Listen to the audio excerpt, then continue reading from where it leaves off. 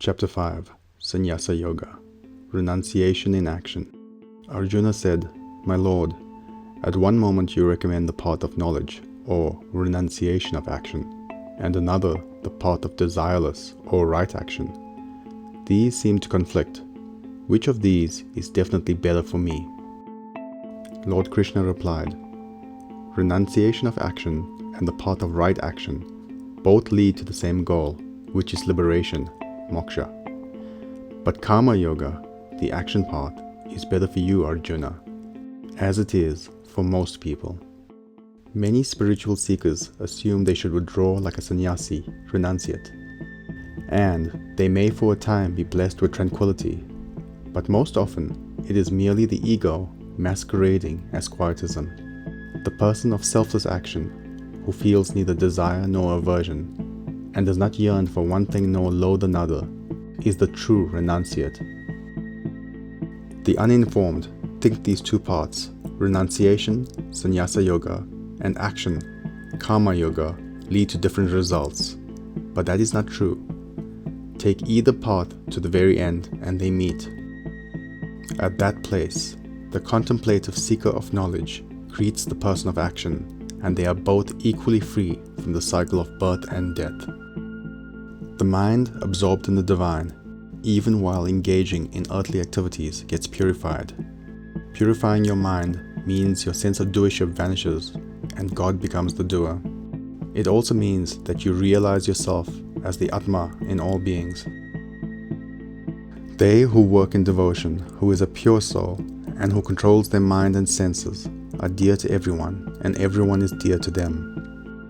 Though always working, such a person is never entangled. As the lotus floating on the surface of muddy water stays untouched by the water, when all actions are offered to the divine, and any yearning for the results are surrendered, you cannot be tainted. The steadily devoted soul attains eternal peace, because they offer the results of all actions to me. Whereas a person who is not in union with the divine, who is impelled by selfish desire, becomes entangled in agitations and anxieties of the mind. Sages look equally upon all, whether they be spiritually advanced or the least in the ranks, or even a cow or a dog. The real knower of Brahman, the highest Godhead, sees only divinity everywhere, in every being and in everything. They are neither elated by good fortune, nor depressed by what is painful. They neither rejoice nor grieve. They know that the sensation called pleasure appears and disappears like a flash of lightning. And they know that the cost of pleasure is inevitably misery and pain. Earthly pleasures, though they seem enjoyable, are fleeting and ultimately painful. Desire and anger are counterparts. Anger is your reaction to unfulfilled desire. Those who actually experience divinity have severed the chains of selfish desire. Through constant, intense effort, they have taken charge of their minds and bodies, and are actually above desire, anger, and greed. They now dwell in their true self, experiencing eternal bliss everywhere. The process for vanquishing the mind and senses consists of shutting out the external world, focusing one's gaze on the center of spiritual consciousness between the eyebrows, and gradually equalizing the ingoing and outgoing of breath. Then, with the body, mind, senses, and intellect under control, without desire, fear, and anger, realization of the Godhead comes. Ceaselessly think only of me, Arjuna. Know that I, the Godhead, Brahman, am the object of all worship and the receiver of all offerings.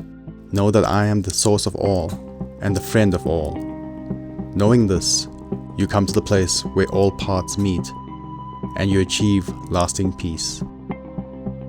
Thank you for watching so far. I hope you enjoyed. If you did, please hit the like button. If you're new here, please subscribe. This will ensure that more people can find this resource. Click the notification button so that you can be the first to know about new uploads. And please do comment below. I'll do my best to reply to any questions. Thank you.